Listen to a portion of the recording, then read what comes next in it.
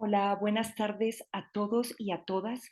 Me da muchísimo gusto estar aquí con ustedes. Agradezco de antemano la invitación que me hacen los jóvenes políticos de las Américas, de la Ciudad de México, para impartir esta charla de la perspectiva de género en la mediación.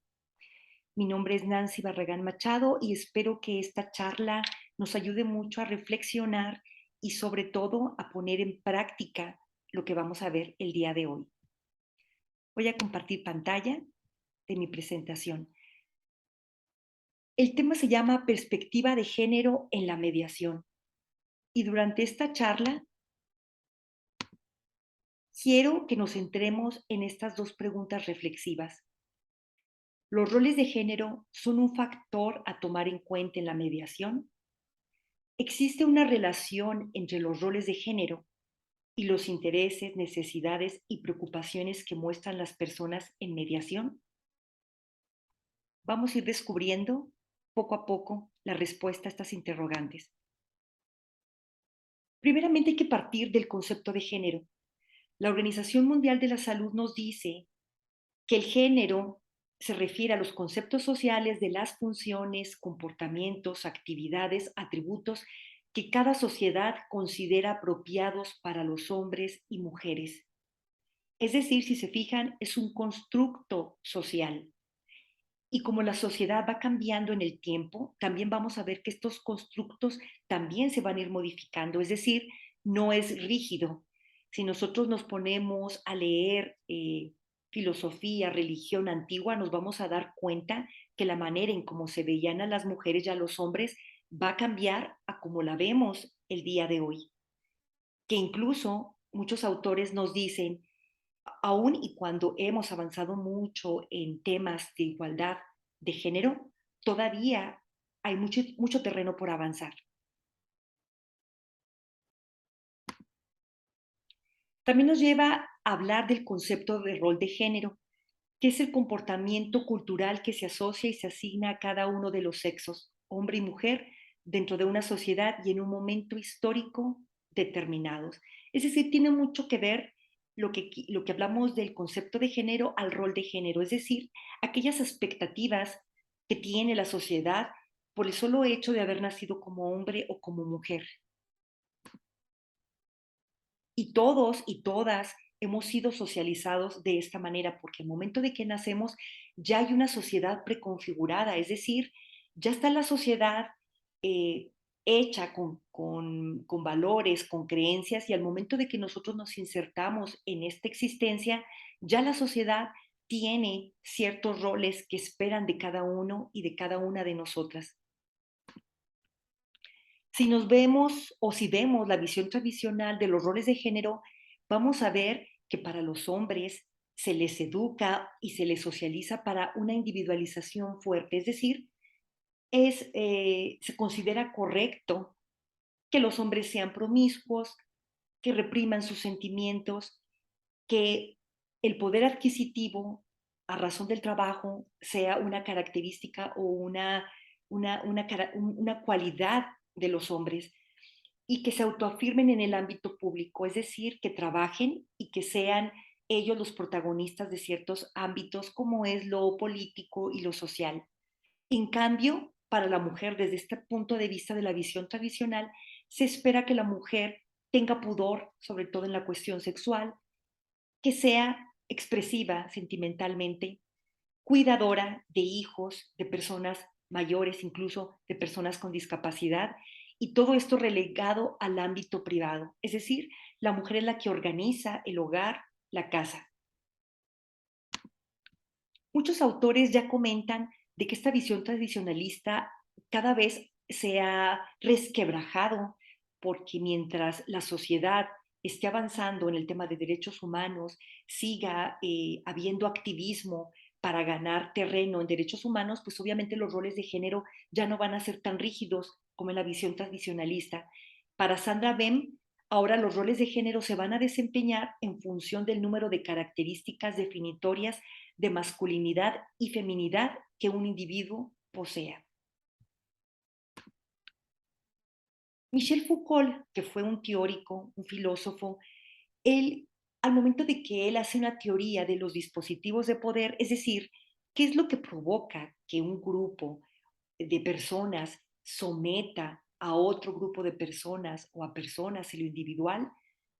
Él dice, no surge en un momento concreto, es decir, no podemos nosotros determinar en la historia que a partir de una determinada fecha es cuando se originan estos roles de género, sino que estos se van construyendo a partir de pequeñas organizaciones, como por ejemplo la familia, la escuela, la religión, y estas pequeñas organizaciones es aprovechado por las instituciones que ejercen el poder porque van a sacar un beneficio de ello.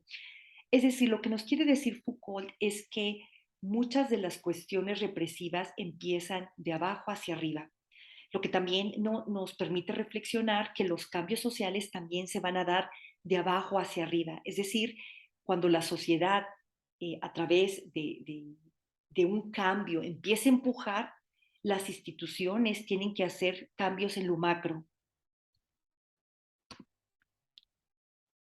Y aún así, a pesar de que estos autores nos dicen que estamos viviendo cambios de transformación, de resquebrajamiento de este paradigma tradicional, de todas maneras nosotros podemos ver que sigue eh, proyectándose o que sigue afianzándose a través del ideario común de la población. Es decir, que si nosotros empezamos a analizar canciones, memes, programas de televisión, series y películas que incluso nos reafirman mitos románticos de las relaciones, pues nosotros podemos observar cómo todavía los roles de género se siguen esperando, que quizá de una manera velada, ya no tan abierta como la visión tradicionalista, pero todavía se sigue esperando que las mujeres se comporten de alguna manera y los hombres de otra manera. ¿Cómo lo podemos seguir constatando? Pues desde el lenguaje y las expresiones. Y yo quisiera que ustedes vieran aquí en mi pantalla si todavía ustedes han escuchado estas expresiones u otras más que tengan que ver con considerar a la mujer en un plano inferior, como por ejemplo, tenía que ser vieja cuando una mujer está conduciendo en el tráfico, cuando las mujeres dicen no, quiere decir que sí, que esto muchas veces es como la justificación para el acoso o para la violación, de decir que la mujer dio pie a corres como niña, ese trabajo es de hombres, vieja el último, la peor enemiga de una mujer es otra mujer. ¿Qué hacía fuera a esa hora? Donde incluso se le revictimiza a la propia víctima de haber sido la causante de lo que le suceda, o ella se lo buscó. Incluso fíjense, una canción que puede parecer tan inofensiva y que nos la enseñan en nuestras escuelas de maternal, que es Arroz con leche, ¿verdad? Yo creo que todos lo hemos escuchado, que refiere que una mujer es idónea o es preferida para casarse si sabe tejer, si sabe bordar, si sabe abrir la puerta. Es decir, todas estas características que van a afianzar el rol de género que se espera para la mujer, para el ámbito privado. Aquí les dejo la versión feminista de esta canción por si quisieran tenerla a la mano. O una canción, ¿verdad?, que sonó hace como unos 20 años o 15 años, cantada por una artista, donde decía, yo por él me acostumbraría a perder, juro que lo haría, yo por él cambiaría de nombre, de ropa, de amigos, dormiría a sus pies. Es decir, canciones con un tono romántico, pero que en realidad ponen a la mujer eh, eh, con esta expectativa de que debe de renunciar a sus sueños, a todo lo que es ella, únicamente para estar al lado del hombre que ama. Lo que nuevamente viene a afianzar este mito romántico del amor, que también está de alguna manera diseñado para afianzar esta parte de los roles de género. O los memes, ¿verdad? Aquí vemos cómo eh, se espera que una dama se comporte tenga un estereotipo físico o incluso, ¿verdad?, reafirmar que el hombre para ser viril es promiscuo, que en realidad piensa mucho más en el sexo que la mujer. O aquí tenemos otro meme, ¿verdad?, de que si quieres darle libertad a una mujer, pues alargue el cordón de la plancha. Memes que compartimos, que incluso causan risa, pero que siguen afianzando estos roles de género. O una canción, ¿verdad? Que incluso la hemos bailado en fiestas y que la escuchamos porque tiene un ritmo pegajoso, pero que viene nuevamente a degradar a la mujer, como llamarle ramera por el solo hecho de expresar libremente su sexualidad, lo que no ocurre en el hombre, ¿verdad? Que se llama La Planta. Una canción que si ustedes pueden buscarla en YouTube y escucharla, se van a fijar en la letra que tiene. Esto les pongo yo como ejemplo, no tanto como para causar, bueno, en realidad sí, para causar polémica en cuanto a la reflexión, porque muchas cosas las hacemos de manera reflexiva y no nos damos cuenta que seguimos afianzando estas maneras de ver a los hombres y las mujeres, que como nos decía Foucault, comienza desde lo pequeño, comienza desde las organizaciones pequeñas. Otro ejemplo que realmente, si se ponen a pensar, no es muy lejano, es del 2006, una jurisprudencia que ya, obviamente ya está derogada, pero que hablaba de que la cópula violenta impuesta por el cónyuge no implicaba violación, sino un ejercicio indebido de un derecho. Es decir, fíjense, 20 años atrás todavía se consideraba que el hombre era dueño de la esposa y que podía tener relaciones sexuales cuando él quisiera, y que si en dado caso utilizaba la violencia, pues no era una violación, sino un ejercicio indebido. Entonces, estos ejemplos nos ponen a ver de que no estamos hablando de una cuestión antigua, sino cuestiones que siguen todavía eh, viéndose en los entornos cotidianos, jurídicos, religiosos, sociales, cualquier dimensión. Ahora bien, para seguir nosotros profundizando sobre la perspectiva de género, sí tenemos que sensibilizarnos con otros conceptos que están interconectados. Ya ahorita vimos el género, ¿verdad? Que es una construcción social, el sexo que tiene que ver con estas cuestiones biológicas, que por el solo hecho de nacer con unos genitales ya se te marca o se espera que actúes de una determinada manera. También otros conceptos interconectados que vamos a ver es la igualdad y la equidad, el patriarcado, la transversalidad e interseccionalidad, el sexismo, el androcentrismo, roles de estereotipos y categorías sospechosas. La violencia de género, que es un tema muy profundo que en esos momentos pues no vamos a poder profundizar, pero sí tenemos que tomar en cuenta que la violencia de género es una respuesta autodestructiva que ya implica un daño por el simple hecho de ser mujeres o incluso por el hecho de pertenecer a grupos de mayor vulnerabilidad, como lo vamos a ver a continuación.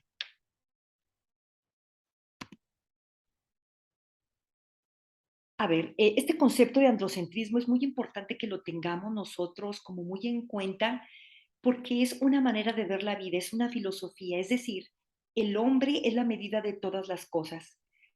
Pero ustedes quizá puedan pensar que es algo reduccionista, que es hombre y por el lado opuesto la mujer, pero no, el androcentrismo en realidad rechaza muchos, muchos conceptos que no encajan en la visión de un hombre que sea heterosexual, que sea adulto, es decir, que esté en su plenitud, que sea blanco, que incluso que tenga una apariencia física agradable, que no tenga ninguna discapacidad, porque esta visión androcentrista va a rechazar o va a desconocer todo aquello que sea mujer, y obviamente aquí van a entrar grupos de personas transgénero, transexuales e intersex.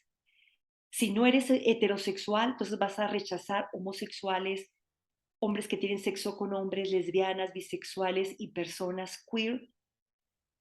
Si no eres adulto, vas a ser rechazado porque niñas, niños, adolescentes y personas adultas mayores van a estar sujetos a la coerción de aquella persona que se considera que es la más apta, que es el adulto en su plenitud.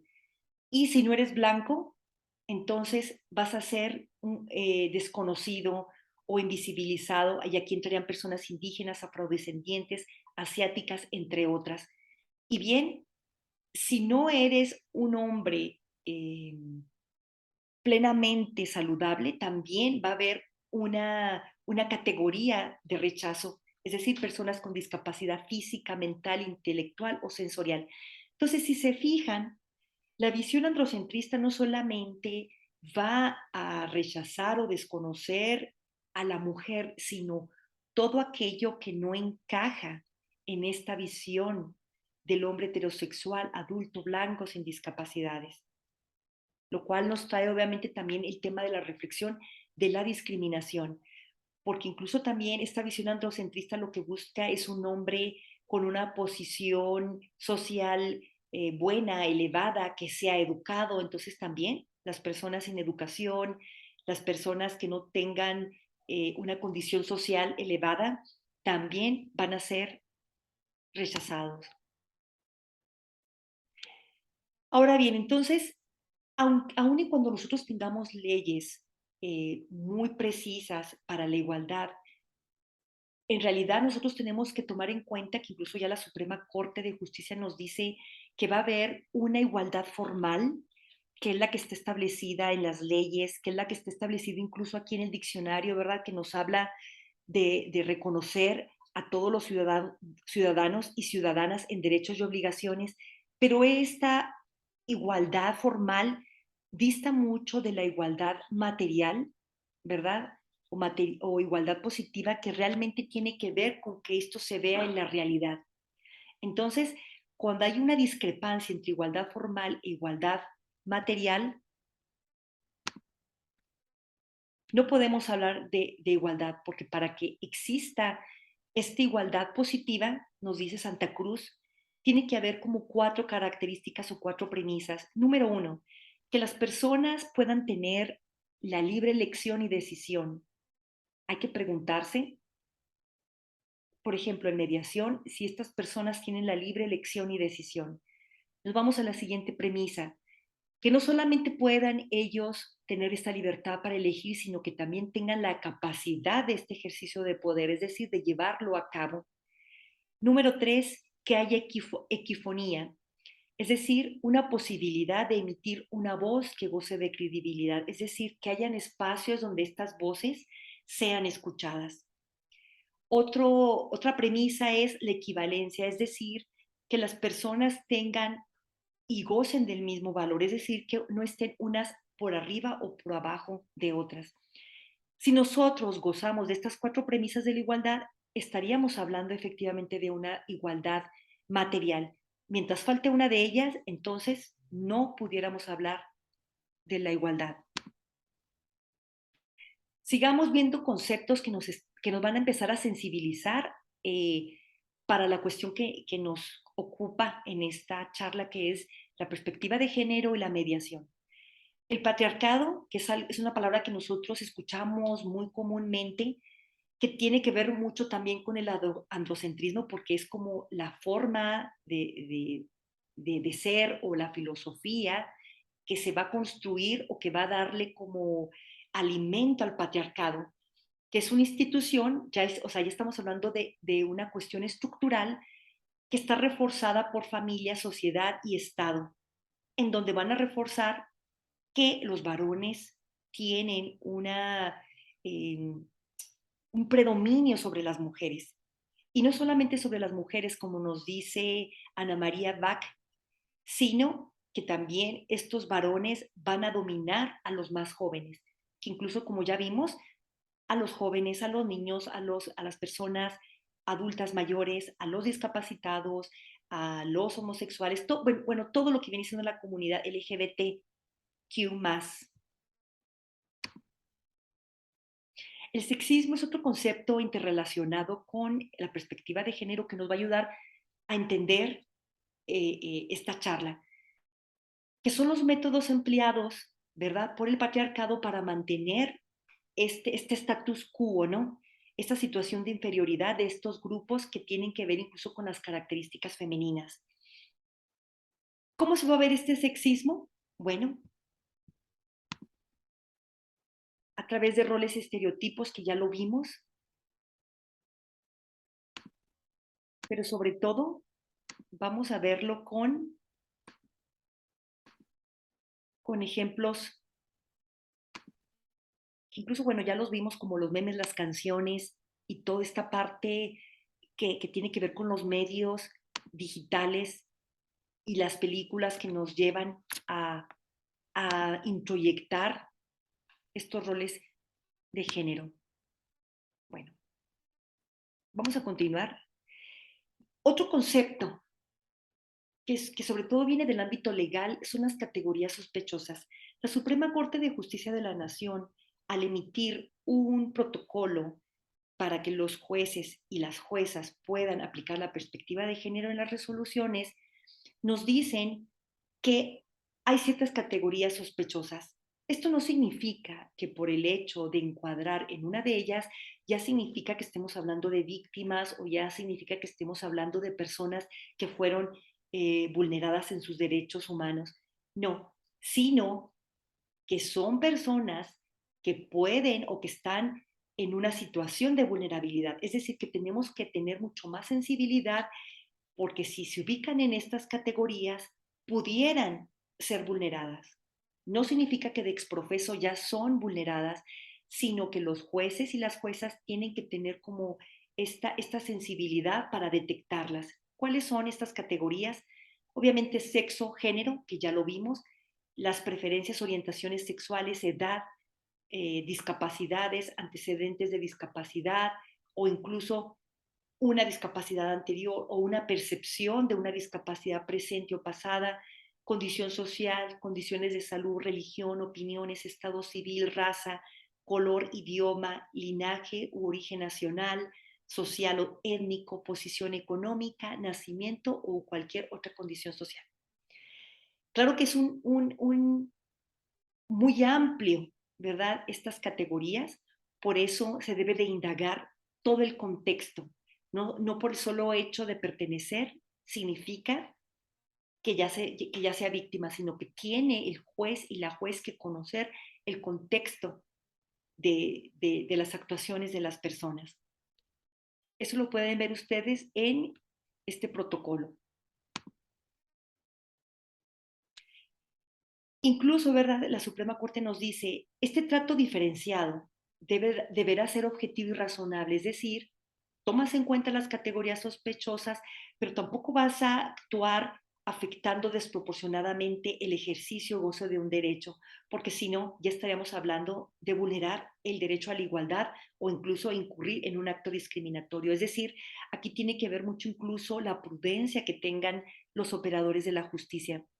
Pero esto viene a colación porque si los operadores de la justicia tienen la obligación de aplicar este protocolo, también las personas facilitadores deben de tomarlo en cuenta porque estamos hablando de que los mecanismos también es una manera de administrar justicia. Entonces tampoco estamos exentos o exentas de tomar en cuenta estos lineamientos de la Suprema Corte de Justicia. Algunos ejemplos de estereotipos que quizá ya lo estuvimos viendo con anterioridad es que la sexualidad de las mujeres está vinculada a la procreación, en la familia los hombres deben ser los proveedores primarios y las mujeres quienes cuiden a las y los hijos y realicen las labores domésticas, las mujeres solteras y lesbianas no son buenas madres, las mujeres son víctimas de violencia sexual por su vestimenta y lenguaje corporal, una mujer no debe trabajar si descuida su rol de madre y ama de casa. Es decir, estos son estereotipos que quizá lo vemos más en la educación tradicional, pero que hay que recordar que siguen dándose, sobre todo en comunidades, eh, ya sea de estratos sociales humildes o incluso en comunidades que siguen siendo muy tradicionalistas, muy religiosas, que esto los vamos a seguir viendo con mucho más fuerza, estos estereotipos. Y que en realidad, fíjense, no significa que aunque ya hayamos avanzado mucho en el tema de género, no se extrapolen incluso en ciertas creencias. Por ejemplo, les voy ahorita a platicar rápido un ejemplo en una mediación donde la mujer trabajaba bastante, ¿verdad? O sea, con un horario como puede tener cualquier otro hombre en una oficina, Sin embargo, a la hora de negociar lo que viene siendo el cuidado de los hijos, aun y cuando viéramos que esa mujer era independiente con autonomía, que ya se había salido del rol estereotipado de estar en la casa, ella comenta con una frase, bueno, es que yo no puedo cederle la custodia a mi expareja porque ¿qué le voy a decir yo a mi madre de que yo le cedí la custodia?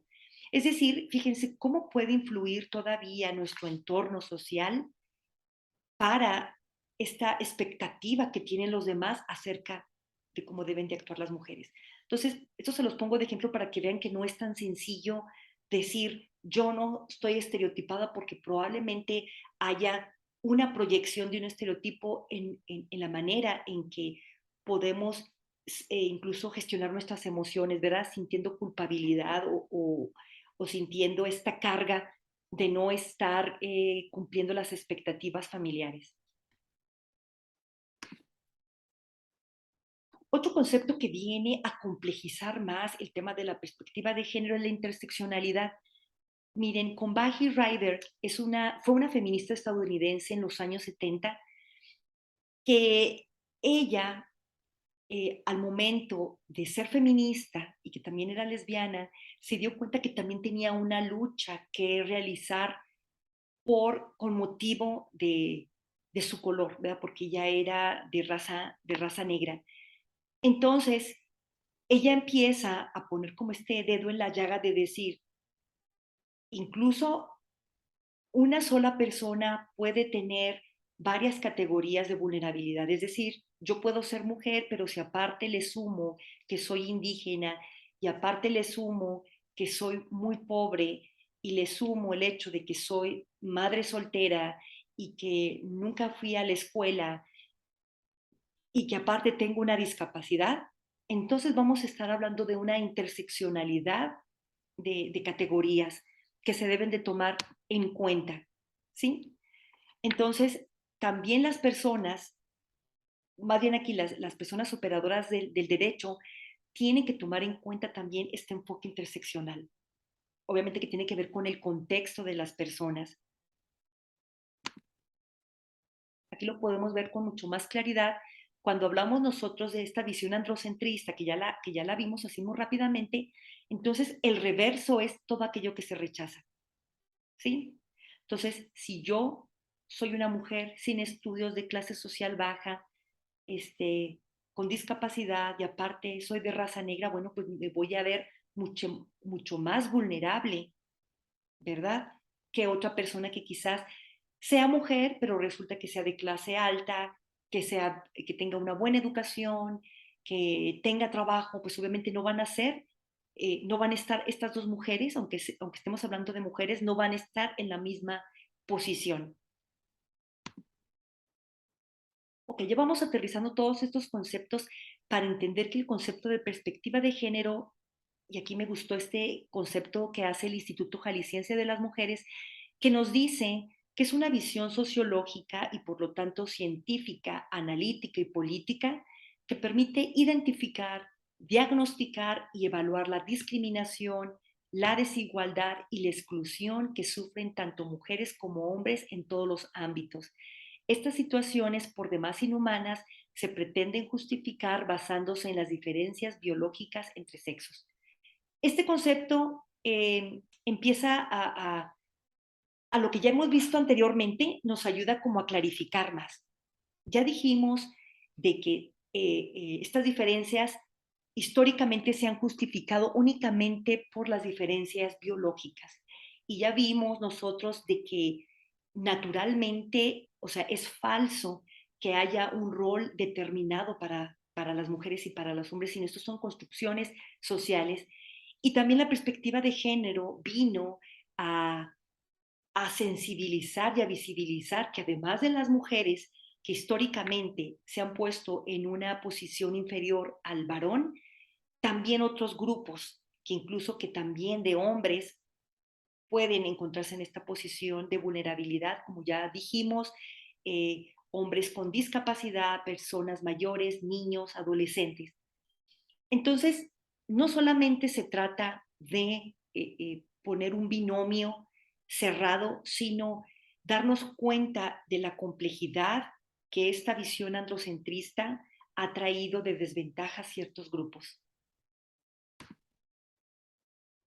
¿Qué va a analizar la perspectiva de género? Bueno, las posibilidades de desarrollo de las mujeres y de los hombres, ver si efectivamente tienen las mismas expectativas, oportunidades y sentido a sus vidas, las complejas y diversas relaciones que se dan entre ambos géneros, que en realidad esta es una situación muy compleja que incluso se vuelve cada vez más compleja mientras las sociedades vayan haciéndose más grandes, haya mucho más estudio en estos temas.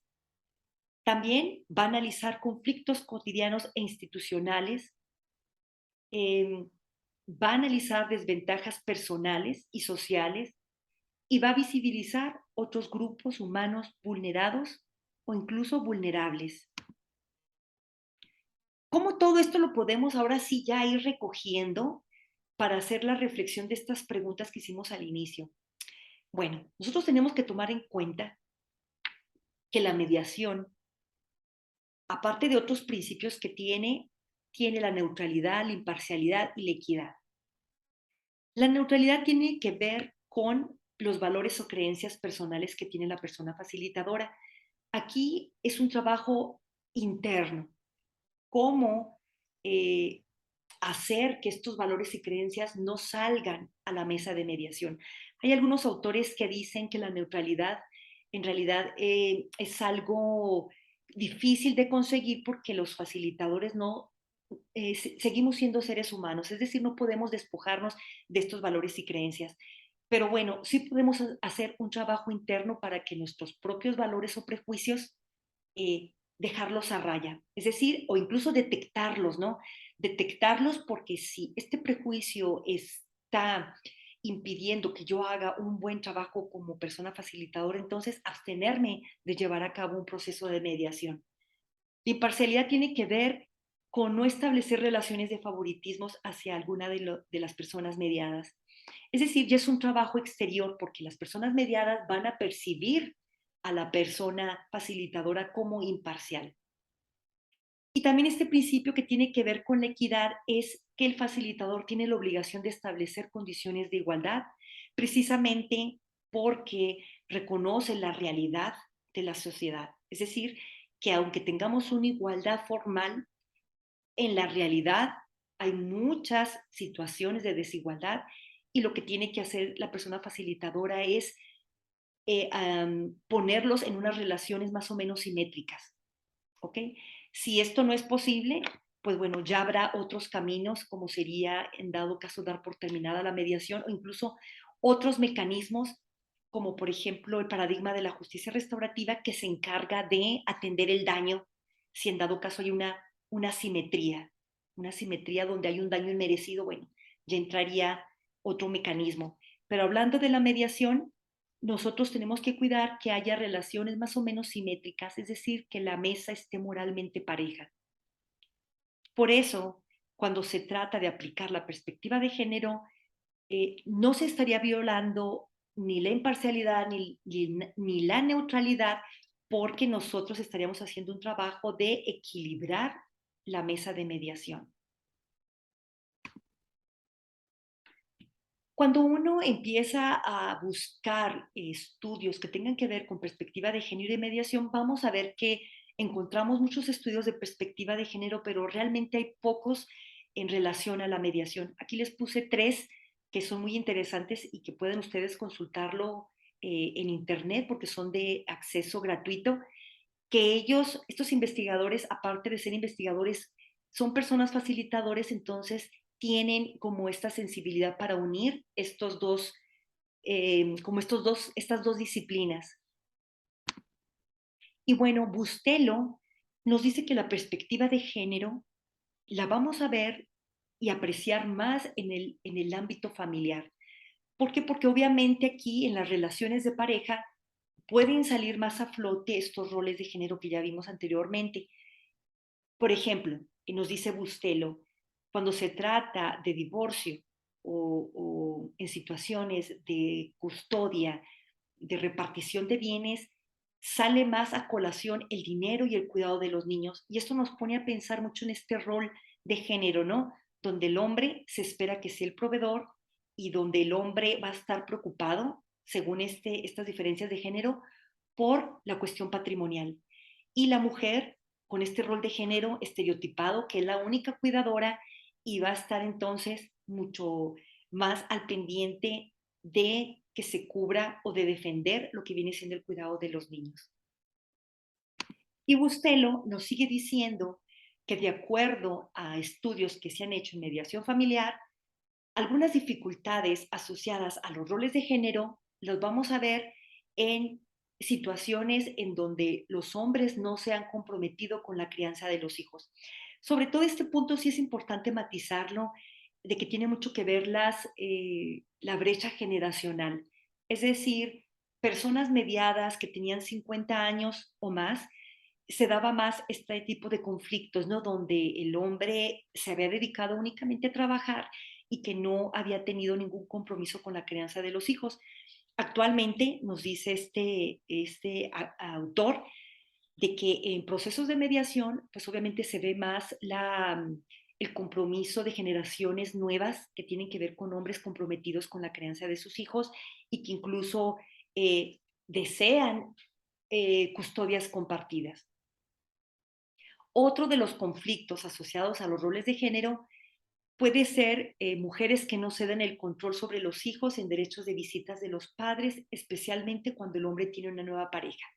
Es decir, en estos estudios que se hicieron, las mujeres cuando tienen este rol de género de cuidadoras, se ven estas dificultades salen más a la luz cuando se trata de negociar derechos de visita y que puede ser difícil negociar cuando el hombre ya tiene una nueva pareja porque la expareja no desea que el hijo conviva con la nueva pareja. Otra dificultad, otro conflicto es mujeres que dependen económicamente del hombre y cómo esto tiene que ver con la repartición incluso de pensiones alimenticias, de la cuestión patrimonial, ¿no? Esta creencia estereotipada de que únicamente vale el trabajo remunerado y cómo si el hombre tiene este rol de género muy rígido, de que únicamente va a valorar que él fue el que salió a trabajar mientras la mujer se quedó en casa cuidando a los hijos, que no tiene derecho a obtener como estas ganancias de su trabajo porque no se le valora. Esto puede ser una dificultad que aflora en la mediación. O mujeres que trabajan y que les parece inadmisible ceder la custodia de los hijos. Es decir, eh, volvemos nuevamente al ejemplo que ya les había comentado. Mujeres que aunque ya tienen la autonomía y la independencia, de alguna manera ya la tienen, por así decirlo, construida, ¿verdad? Porque ya están trabajando, son exitosas, pero que aún así les es difícil ceder la custodia al hombre por esta creencia que nos han metido socialmente de que si la madre no tiene el cuidado de los hijos es porque es una mala madre, es porque no le preocupan los hijos, es porque es egoísta, que solamente piensa en su trabajo y no en los hijos. Entonces, todas estas presiones de tipo social y familiar siguen saliendo a la mediación familiar.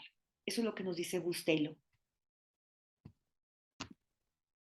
Que no significa que en otras áreas de la mediación no pueda salir estos roles de género, porque también podemos ver incluso en conflictos que tengan que ver con lo laboral, ¿no?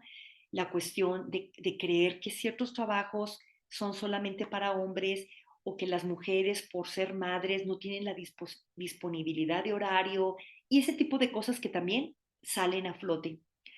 ¿Qué nos dice Bustelo de creencias de personas que van a mediación que salen eh, eh, en, en, estos procesos?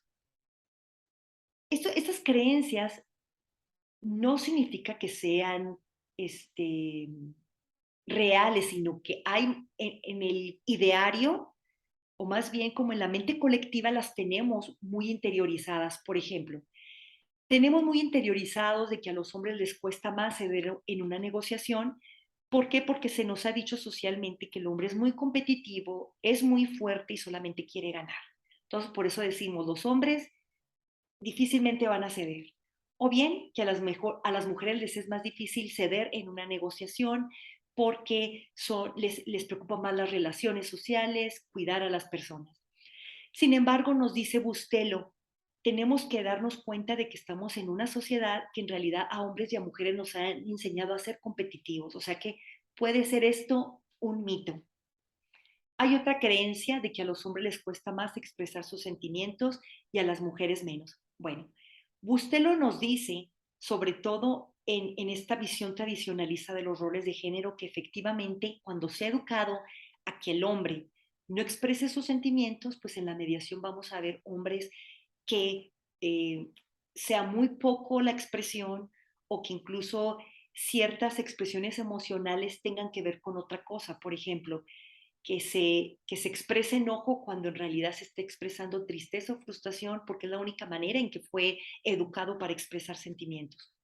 Pero también Bustelo nos dice que esto se está rompiendo poco a poco con las nuevas generaciones en donde vemos ya hombres mucho más dispuestos a expresar sus sentimientos. O también, ¿verdad? Esta creencia con la cual los hombres van a la mediación pensando que en los tribunales siempre conceden beneficios de custodia a las mujeres. Entonces, este tipo de creencias nos dice Bustelo que son como las que él ha detectado en los estudios que salen más en mediación. Bueno, ¿qué necesitamos nosotros, personas facilitadores, facilitadoras, que estamos llevando a cabo un proceso de mediación y que queremos aplicar la perspectiva de género? Bueno, hacernos varias preguntas, porque recuerden que la perspectiva de género detecta, analiza y aplica. Número uno, detectar. Tenemos nosotros que preguntarnos, ¿este caso requiere un análisis de género? ¿Alguna de las personas involucradas se encuentra dentro de las categorías sospechosas?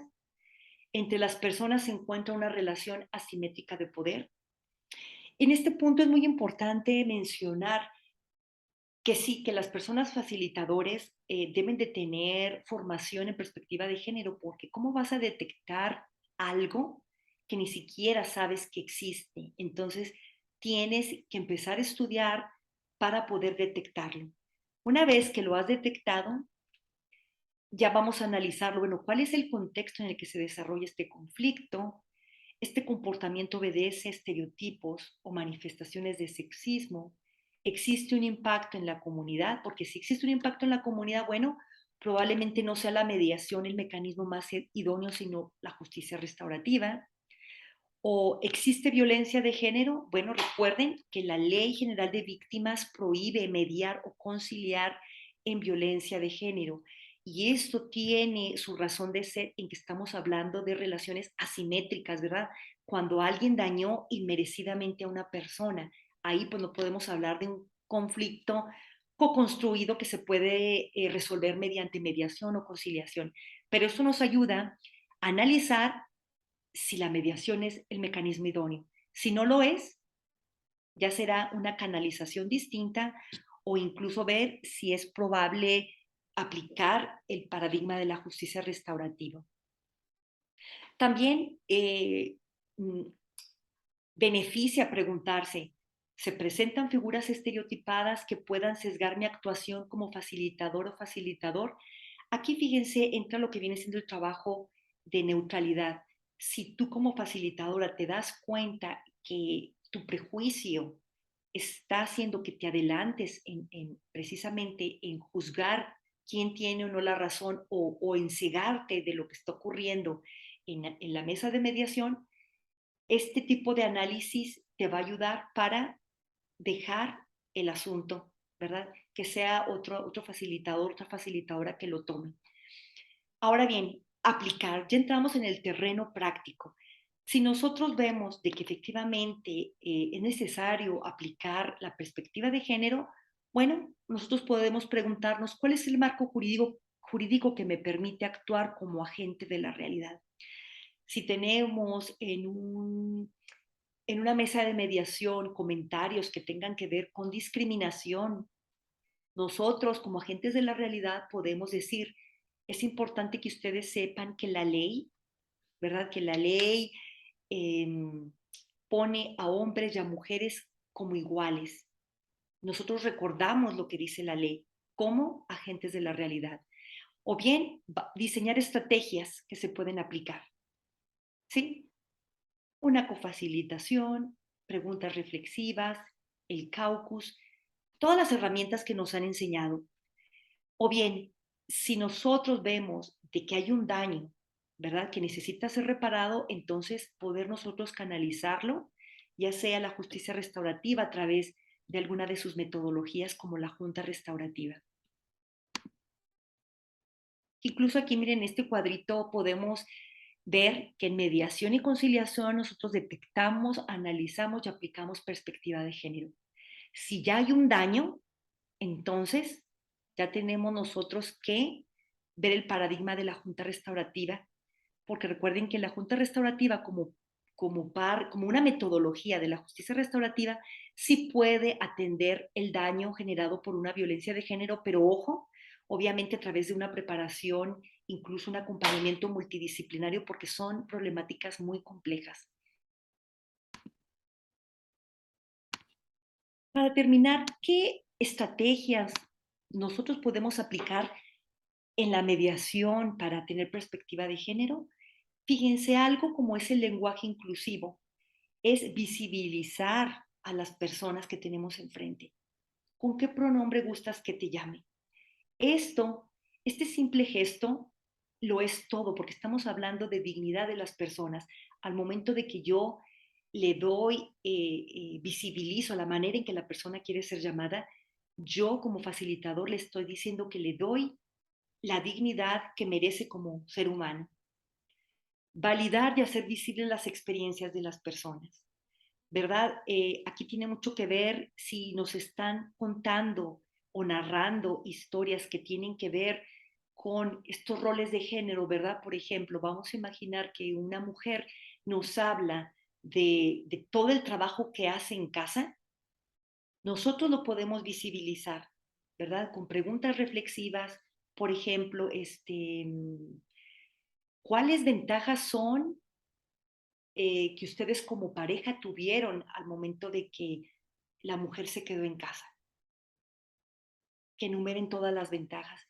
Si ustedes no hubieran optado porque ella se quedara en casa, si hubieran contratado a una persona, ¿cuánto creen que les costaría? Es decir, visibilizar de que el trabajo en casa también tiene un costo y que también debería de ser remunerado. O sea, nosotros no vamos a incidir en darles las respuestas a las personas, ni tampoco vamos a estar juzgando a las personas, pero sí podemos hacer una intervención de tipo reflexivo para que sean las mismas personas las que saquen las conclusiones.